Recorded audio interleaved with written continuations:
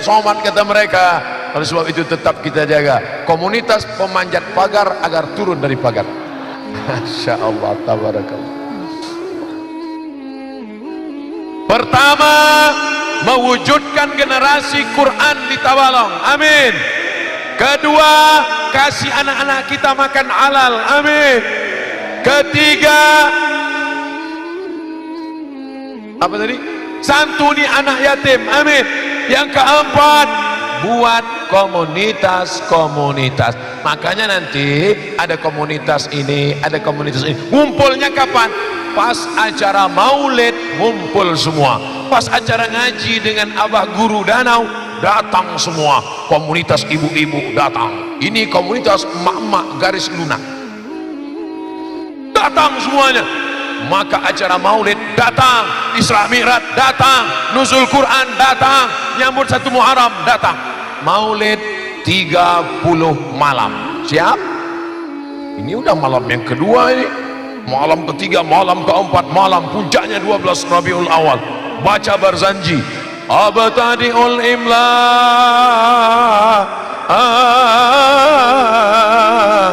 bismidzatil aliyah mustadirra faidal barakati ala ma ana lahu wa aula. Allah Allah. Baca Barzanji silakan, baca Diba silakan, Simtud Durar silakan, baca Burdah silakan. Yang penting maulid, maka datang maulid. Maka maulid itu. Sedangkan Abu Lahab yang dijamin masuk surga, Abu Lahab pakai ba, tabat yada abi lahab. Lahab. Karena pernah juga saya lewat rumah makan, mampir rumah makan Abu Lahab. Wah, rupanya ujungnya P, Abu Lahab. Abu Lahab dijamin masuk neraka jahanam tempat Abu Lahab. Ayatnya jelas, tabat yada abi lahabin wa tabba. Tapi ternyata dalam Sahih Bukhari, coba lihat, Abbas saudara Abu Lahab bermimpi berjumpa dengan Abu Lahab.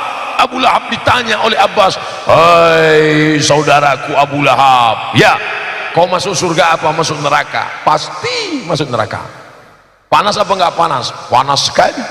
Khuffifa alayya fi kulli itsnain, tapi azabku diringankan setiap hari Senin. Li'itaqi Zuwaibah, karena aku membebaskan budak hamba sahaya yang datang membawa berita kelahiran Muhammad sallallahu alaihi wasallam. Maka siapa yang tidak gemar menyambut kelahiran Nabi besar Muhammad sallallahu alaihi wasallam, bayangkan Abu Lahab yang dijamin masuk neraka diringankan azabnya setiap hari Senin karena senang menyambut kelahiran Nabi Muhammad sallallahu alaihi wasallam. Bersair Al-Hafiz Al-Maqdisi dalam 6 bait syair, idza kana hadza kafiran jaa dhammuhu tabat yadahu fil jahimi mukhlida ata annahu fi kulli yaumil itsnaini abada yukhaffaf anhu al-adzabu masruran bi ahmada fa kaifa billadzi tula umrihi bi ahmada masruran wa mata muwahhida. Itu enaknya ceramah di Tabalong. Tempat lain saya terjemahkan dulu baru paham. Di Tabalong belum saya terjemahkan udah ngangguk jemaah. Idza kana hadza kafiran ja'a dhammuhu, kalau si Abu Lahab yang dijamin masuk neraka, tabat yadahu fil jahimi mukhlida, masuk neraka kekal selamanya. Ata annahu fi kulli yaumil itsnaini abada, diriwayatkan bahwa dia diringankan azabnya setiap hari Senin. Yukhaffaf anhul adzabu masruran bi ahmada, karena senang menyambut kelahiran Nabi Muhammad. Fa kaifa billadzi tula umrihi, bagaimana dengan orang yang sepanjang umurnya bi ahmada masruran wa mata muwahhida, senang menyambut kelahiran Muhammad dan mati dalam keadaan bertauhid. Mudah-mudahan masyarakat Tabalong yang senang menyambut kelahiran Nabi Muhammad sallallahu alaihi wasallam. Makanya datang nanti acara maulid, datang acara maulid di RT RW hadir, acara maulid di kantor Bapak Dandim hadir, acara maulid di kantor Polres datang. Pokoknya hadir maulid. Kenalkan anak-anak kita. Tak kenal maka tak sayang, tak sayang maka tak ta'aruf. Maka kenalkan anak kita dengan Nabi Muhammad. Banyak bapak ibu ketika anaknya bertanya tidak bisa mengenalkan nabinya. Ayah, ya, siapa nabi kita? Nabi kita Muhammad, ayahnya Abdullah, emaknya Aminah, lahir tahun gajah. Jangan tanya-tanya lagi, dikunci langsung. Maka kita yang tidak mengenal Nabi Muhammad, besok pagi beli buku sejarah Nabi Muhammad sallallahu alaihi wasallam. Ucapan doanya adalah solawat. Di bulan Rabiul Awal banyak-banyak solawat. Allahumma salli ala sayyidina Muhammad wa ala ali sayyidina Muhammad. Allahumma salli ala sayyidina Muhammad wa ala ali sayyidina Muhammad.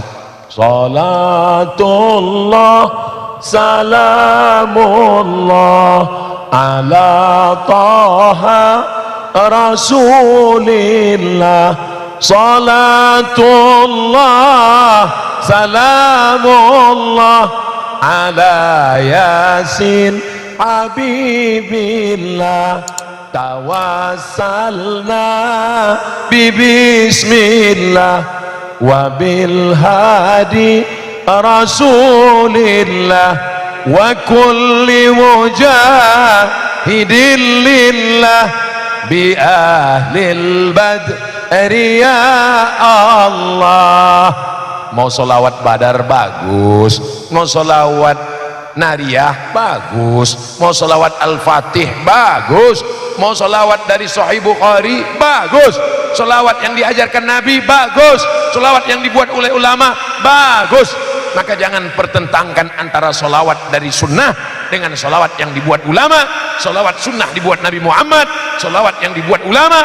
Ulama juga pewaris Nabi. Al ulama warasatul anbiya. Ini kelai. Alhamdulillah Ustaz Somad, di kampung kami tidak lagi ada orang kelahi masalah solawat. Antara solawat yang dibuat ulama dengan solawat yang dari hadis Nabi tidak lagi dipertentangkan. Kenapa? Karena sama-sama enggak ada lagi yang bersolawat. Oh, jangan begitu. Allahumma sholli ala sayyidina Muhammad wa ala ali sayyidina Muhammad. Sahih Bukhari. Allahumma sholli ala sayyidina Muhammadin nabiyil ummi wa ala alihi wa sahbihi wa barik wa sallim. Di luar Sahih Bukhari. Allahumma salli ala sayyidina Muhammadin al-fatih lima ughliq wal khatim lima sabaq al-nasiru bil haq nasirul haqqi bil haq yahdi ila siratikal mustaqim. Dibuat oleh ulama. Allahumma salli ala sayyidina Muhammadin salatan tunjina biha min jami'il ahwali wal afat wa taqdi lana biha jami'al hajat wa tutahhiruna biha min jami'is sayyi'at wa tarfa'una bi 'indaka 'ala darajat wa tuballighuna bi aqsal ghayat min jami'il khairat fil hayati wa ba'da al mamat. Dibuat oleh ulama. Semuanya baik, tidak ada yang tak baik. Maka banyak-banyak bersolawat dalam komunitas-komunitas, apalagi di hari baik, bulan baik, Rabiul Awal. Kita jadikan momentum berkumpul jamaah bersolawat. Termasuklah malam ini kita sudah beberapa kali bersolawat. Man shalla alayya, siapa yang bersolawat kepadaku solatan satu kali, sallallahu alaihi biha asra, Allah balas 10 kebaikan. Anaknya jadi anak-anak yang soleh solehah. Suami yang belum sholat mudah-mudahan pulang dari sini sholat. Istri yang belum pakai hijab mudah-mudahan terbuka pintu hatinya pakai hijab. Kawan sahabat tetangga yang belum dapat hidayah mudah-mudahan mati dalam keadaan la ilaha illallah Muhammadur Rasulullah. Wa tukaffiru bihi sayyiat, dihapuskan segala dosa-dosanya. Wa tarfa'u bihi darajat, diangkat derajatnya insyaallah. Amin ya rabbal alamin. Berikut saya bacakan pertanyaan-pertanyaan yang bisa saya jawab, yang tak bisa saya jawab akan saya bawa pulang. Nanti saya buatkan videonya, akan saya kirim, bisa dilihat di channel Ustadz Abdul Somad Official. Jangan lupa tonton, subscribe, and like and share. Sebagaimana kita maklum bahwa bulan Rabiul Awal adalah bulan Maulid Nabi besar Muhammad sallallahu alaihi wasallam. Dalam rangka menyambut dan memuliakan bulan ini, diadakan kegiatan maulid dengan berbagai istiadat daerah masing-masing, maklum memuliakan meneladani Rasulullah SAW. Namun pada saat yang sama ada kalangan tertentu mengklaim sebagai ahlus sunnah, mengatakan kegiatan semacam ini bid'ah, sesat dan menyimpang dari sunnah sallallahu alaihi wasallam. Saya tidak bisa jawab. Yang bisa menjawab ini adalah Al-Hafiz Ibnu Hajar Al-Asqalani. Hafalan hadisnya 300.000 hadis.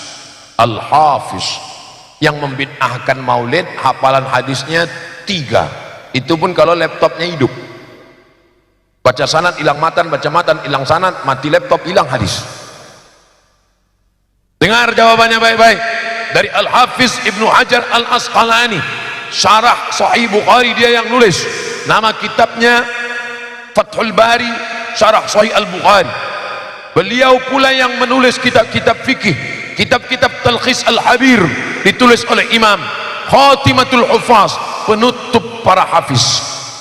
Ketika tanggal 10 Muharram, apakah bapak dan ibu di Tabalong kemarin puasa?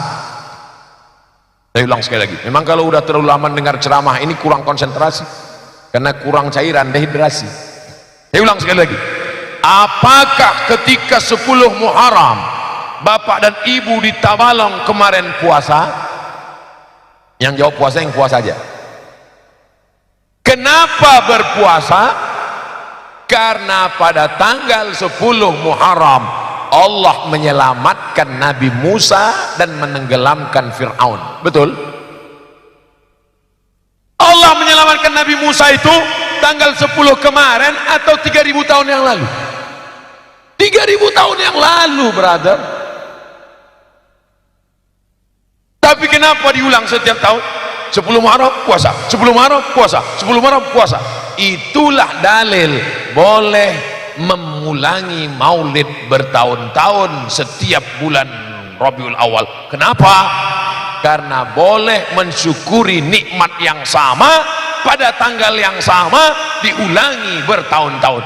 Itu yang jawab bukan Abdul Somad. Nanti kalau Abdul Somad yang jawab, apa itu Abdul Somad? Gak ada ilmunya, Ustaz ece-ece.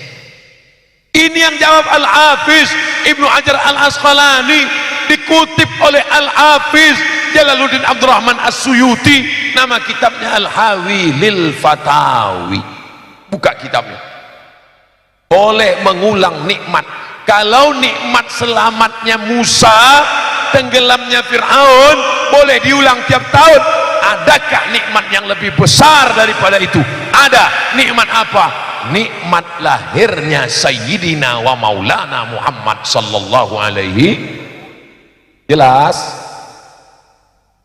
Perlu tambahan? Oke, kita tambah yang kedua. Ada seorang laki-laki namanya Abdul Uzza, bukan Abdul Somad.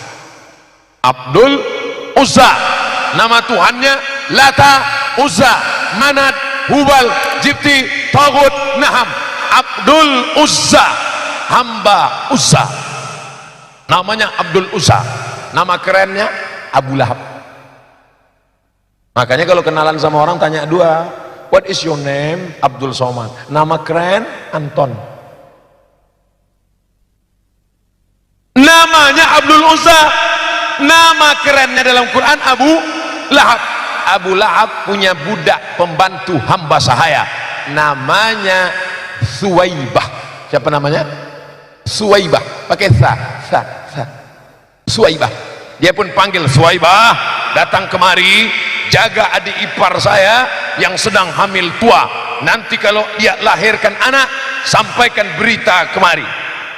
Oke, tuan.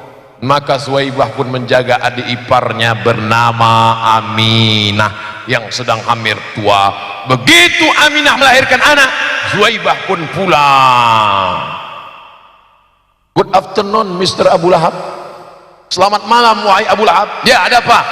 Keponakanmu sudah lahir. Laki-laki apa perempuan? Kalau perempuan, kubur hidup-hidup. Laki-laki, tuan. Saking senangnya Abu Lahab, apa kata Abu Lahab? Wahai Suwaibah, sejak malam ini engkau tidak lagi jadi budak, kau kuangkat menjadi manusia merdeka, bebas sebebas-bebasnya. Abu Lahab bersedekah pada malam maulid Nabi, bebas seorang budak hamba sahaya. Satu ekor onta paling murah sekarang 70 juta. Itu pun onta-onta yang sudah pensiun. Jadi kalau onta 70 juta, budak hamba sahaya 100 juta. Abu Lahab bersedekah malam maulid Nabi 100 juta. Kalau ada orang Tabalong sedekah sahur 100 juta maulid Nabi, itu baru selevel dengan Abu Lahab. Makanya untuk menyenangkan hati Rasulullah SAW, pas acara maulid kelahirannya, potongkan sapi, potongkan kambing, potongkan ayam, bagi manisan-manisan.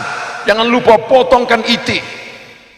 Undang kaum muslimin muslimat dengan syarat, ini syaratnya ketat maulid ini 5. Yang pertama baca Quran, yang kedua baca maulid, yang ketiga tausiah, yang keempat doa, yang kelima makan-makan. Kalau cukup syarat itu laksanakan, tapi kalau ada maksiat di dalam maka tinggalkan.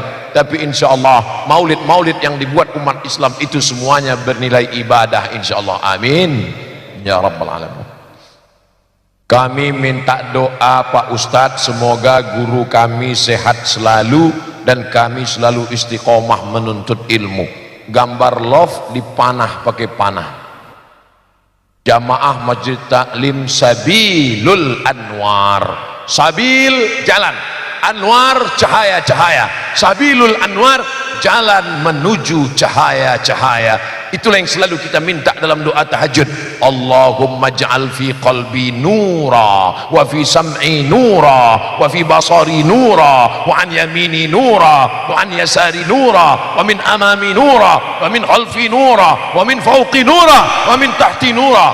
Dan jalan untuk mencapai cahaya itu adalah ikuti pengajian Sabilul Anwar. Jangan lupa hadir setiap malam berikut ini. Dah potong, like and share.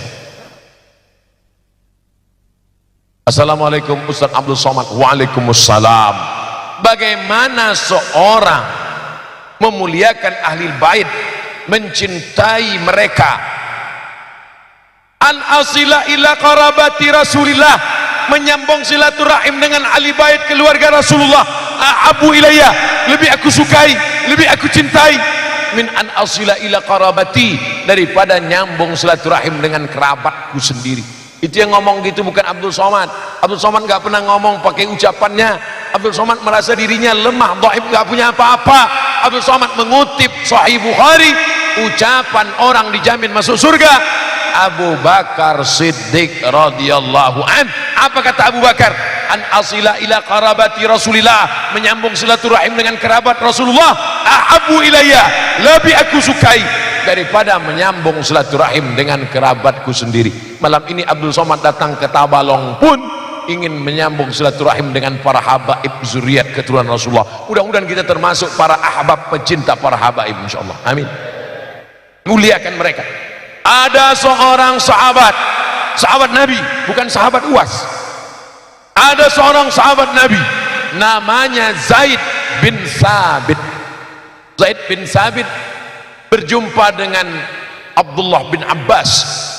Abdullah bin Abbas masih muda, Zaid bin Sabit sudah berumur. Zaid bin Sabit mencium tangan Abdullah bin Abbas.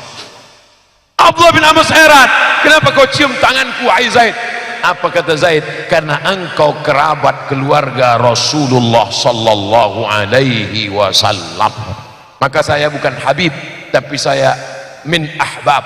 Saya termasuk pencinta para habaib zuriat keturunan Rasulullah sallallahu alaihi wasallam. Innal Hasan, sesungguhnya Hasan, wal Husain, Husain sayyida syababi ahlil jannah, mereka pemimpin-pemimpin pemuda penghuni surga. Anak-anak muda kita ini nanti akan masuk surga, pemimpinnya adalah Sayyidina Al-Hasan, Sayyidina Al-Husain. Amin. Mereka zuriat itu keturunan dari 2 cabang. Saya kalau pergi umrah, umur panjang, sehat badan, setiap umrah pasti saya mampir ke rumah Habib Sayyid Ahmad bin Muhammad bin Alawi bin Abbas Al-Hasani Al-Maliki. Al-Hasani karena keturunan dari Sayyidina Al-Hasan. Habib Umar bin Hafiz keturunan dari Sayyidina Al-Husain. Maka ketika saya dapat kabar beliau datang ke Jakarta, saya pun datang berjumpa, bersilaturahim. Mudah-mudahan kita termasuk anak cucu kita, keturunan kita semuanya pencinta para habaib insyaallah. Amin ya rabbal alamin. Bagaimana hukumnya membuang sampah ke sungai menurut Al-Quran?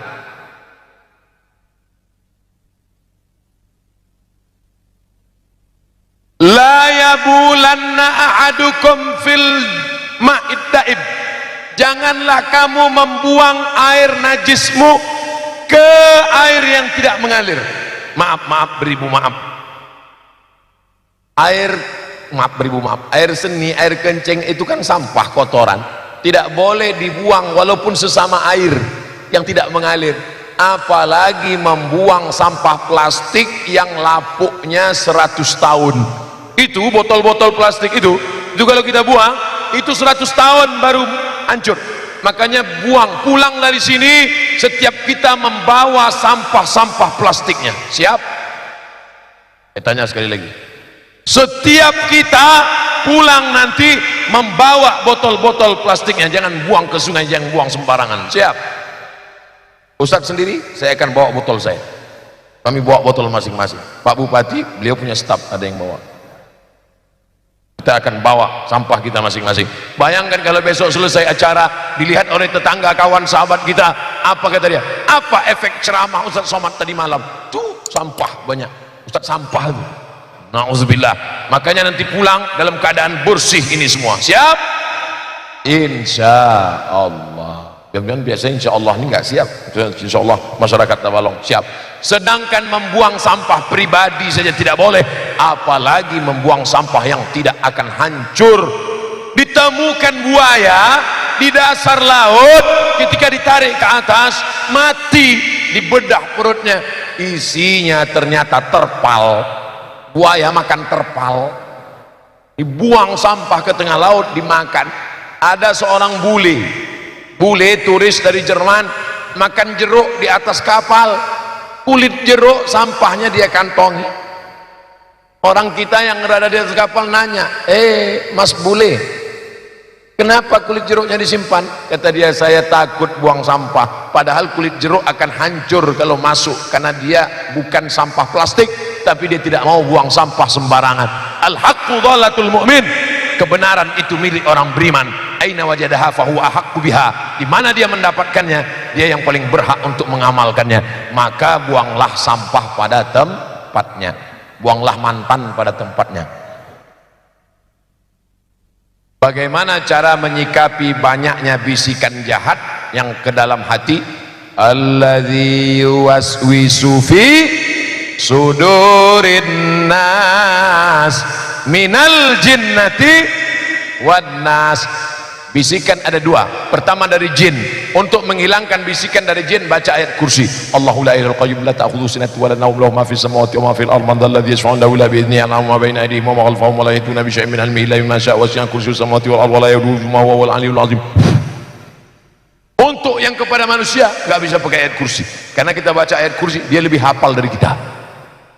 Maka dengan manusia ini kita mesti kuatkan mental. Jangan sendirian. Serigala hanya akan menerkam kambing yang memisahkan diri dari jamaah. Maka jangan pernah sendirian, harus berjamaah, mesti berjamaah. Wa minal isnaini ab'adu, setan akan lari dari dua orang. La atiyannahum min baini aidihim, aku akan datang dari depan, wa min khalfihim, dari belakang, wa an aymanihim, dari kanan, wa an shamailihim, dari kiri. Setan datang dari empat sisi. Maka kuatkan keyakinan, rajin sholat berjamaah, ikuti majelis-majelis Tuan Guru. Allah akan menyelamatkan kita dari goda-godaan setan ini. Setan belum pensiun, maka jangan pernah merasa sudah aman dari godaan setan. Kadang bapaknya baik, istri tak baik. Istri baik, bapak tak baik. Istri baik, bapak tak baik, anak tak baik. Istri baik, bapak baik, anak baik, menantu tak baik. Istri baik, bapak baik, anak baik, mantu baik, tetangga resek. Oleh sebab itu maka kita jaga ini semua. Insya Allah masyarakat Tabalong selamat dari godaan setan. Bagaimana hukum memanjangkan rambut? Wah, nyindir saya nih, rambut saya udah mulai panjang. Apakah boleh bertentangan dengan sunnah Nabi? Dari berbagai macam model rambut zaman sekarang, Nabi itu rambutnya panjang dari depan, panjang sampai ke belakang, sampai sini, baru di sini digunting. Jadi yang menutup kulit kepala Nabi itu tiga. Pertama rambutnya, rambut dia sendiri menutup kulit kepalanya. Yang kedua kolan suah, pecinya. Yang ketiga imamah, sorbannya. Jadi di Arab itu panas terik, maka Nabi menutup. Coba lihat rambut Habib Ali Zainal Abidin, Habib Ali Al-Jifri 3 lapis rambutnya. Ada tuh zaman dulu waktu dia masih muda, potong sini.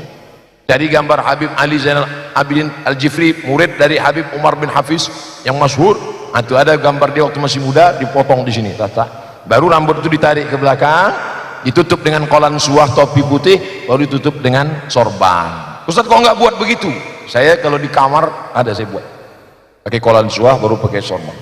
Di sini saya buat panas. Pernah juga kalau saya coba hidung hilang. Tapi bukan saya mengejek orang bersorban. Bersorban itu sunnah. Bersorban itu adalah perbuatan Nabi. Bersorban itu adalah sunnah fi'liyah. Nah, jadi kalau mau panjang rambut model begitu. Bukan rambut panjang lalu melambai, hai itu bencong. Kalau mau panjang. Bagaimana pendapat Ustadz pada ukhti yang bercadar? Bagus. Jangan ejek perempuan yang bercadar. Hai ninja nih. Kenapa ketika melihat perempuan bercadar engkau resek? Kenapa ketika melihat perempuan bercadar engkau ejek? Kenapa ketika melihat perempuan bercadar engkau olok-olok? Tapi kalau melihat orang pakai rok pendek kau diam, berarti otakmu didengkul. Oleh sebab itu bercadar ajaran Islam. Perempuan yang bercadar bagus. Ibu-ibu yang tidak bercadar pakai hijab jilbab bagus. Jangan kelahi antara yang bercadar dengan yang tidak bercadar. Nanti kalau yang bercadar dengan yang tidak bercadar kelahi, yang ketawa yang nggak pakai celana. Bagaimana pendapat Ustadz dia bercadar tapi suka posting foto di sosmed? Perempuan bercadar suka posting tapi posenya tidak memancing, memberi nasihat, ramai-ramai, tidak membangkitkan gairah, kalimat-kalimatnya tidak membuat orang menjadi tertipu, tidak pula memancing untuk menimbulkan fitnah. Hukumnya al-aslu fil asya al-ibahah, boleh, mubah. Tapi kalau menimbulkan mudarat, darul mafasid muqaddam ala jalbil masalih, menolak mudarat lebih diutamakan daripada mengambil maslahat manfaat. Sahkah solat seseorang apabila bacaannya tidak terdengar dan hanya mulutnya saja yang bergerak? Solat zuhur tak dengar. Bismillahirrahmanirrahim.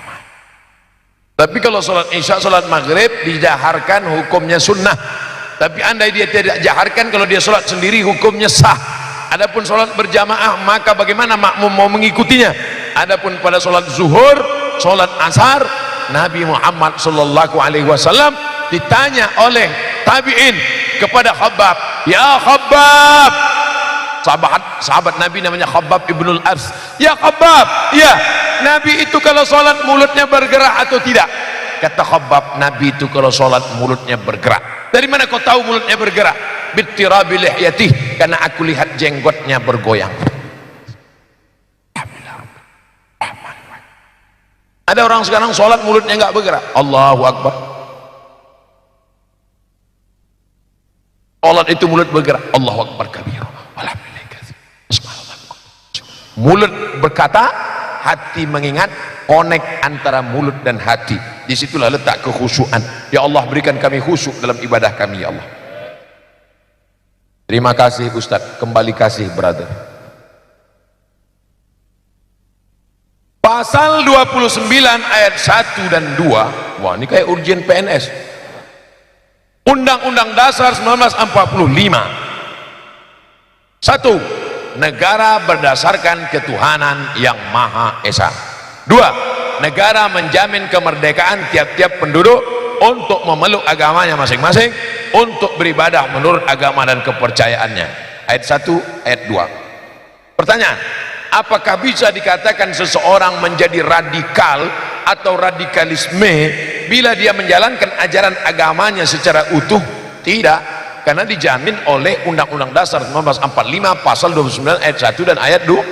Ayat 2 coba jelas, negara menjamin kemerdekaan tiap-tiap penduduk untuk memeluk agamanya masing-masing dan beribadah menurut agama dan kepercayaannya. Maka diisilah kemerdekaan ini, diisilah demokrasi ini, karena kita berdasarkan demokrasi, suara yang terbanyak, suara yang menang. Maka kalau ada saudara yang bisa bersuara di parlemen, anggota legislatif, voting 50 orang, lalu kemudian di sidang parlemen kita akan menerapkan pendidikan agama masuk ke SD, SMP dan SMA. Apakah anggota parlemen setuju? Setuju. Kira-kira bisa masuk apa tidak? Bisa. Maka pilihlah anggota parlemen yang berjiwa pendidikan, yang peduli pada agama, yang peduli kepada sesama. Maka apa yang ditanyakan ini bisa. Dulu apa kata pesan Presiden Soekarno? Kata Presiden Soekarno, kita bukan negara Islam, tapi nilai-nilai Islam bisa kita masukkan dalam parlemen, dalam undang-undang, dalam kalau kabupaten namanya perda, peraturan daerah. Peraturan daerah, anak orang Islam dari maghrib ke isya tidak boleh di warnet, tidak boleh main HP, tidak boleh main gadget, baca Quran. Perda, peraturan daerah Kabupaten Tabalong berlaku untuk anak umat Islam. Setuju apa tak setuju? Bisa apa tak bisa? Bertentangan apa tidak bertentangan dengan Pancasila? Ini konstitusional, bukan radikal, diatur oleh undang-undang. Siapa bilang tidak bisa? Dan kita tidak paksa saudara kita yang tidak seakidah dengan kita. Lakum dinukum waliyadin. Anak-anak kita, kira-kira kalau anak-anak kita dari maghrib ke isya tidak main gadget, tidak main motor, tidak di warnet, ngaji di masjid, kira-kira tetangga sahabat kita yang beda agama dengan kita terganggu atau senang? Senang. Bahkan mereka terganggu di rumahnya kalau anak-anak kita ngebut, buat maksiat, buat dosa. Nauzubillah. Jadi sebenarnya kalau dijalankan agama ini rahmatan lil alamin. Itulah kaji kita pada malam hari ini, mudah-mudahan bermanfaat. Tadi saya sudah sampaikan dari setengah 9, sekarang pukul 10 lewat 10. Masya Allah, tabarakallah. Selama 100 menit kita berada di sini, mudah-mudahan bernilai amal soleh di hadapan Allah. Yang sudah memberikan warung-warung gratisnya, mudah-mudahan dilapangkan Allah rezekinya. Panitia, forum komunikasi pimpinan daerah, bapak-bapak polisi dan tentara, Satpol PP yang mengamankan acara ini, maka diamankan Allah dari api neraka. Anak-anak muda kita selamat dari narkoba, insya Allah, amin ya rabbal alamin. Pulang dengan tenang, jangan berdesak-desakan, buang sampah pada tempatnya. Saya sendiri sampah saya kantong. Ustadz, itu kan pertanyaan kami, tidak saya buang sembarang, saya bawa, saya masukkan ke koper, saya bawa ke Pekanbaru, nanti baru saya bakar di Pekanbaru. Kita jaga kebersihan kita, mudah-mudahan Tabalong tetap menjadi negeri baldatun thayyibatun wa rabbun ghafur. Terima kasih segala perhatian, mohon maaf segala kesilapan. Wallahul muwaffiq ila aqwamit thariq. Wassalamu alaikum warahmatullahi wabarakatuh.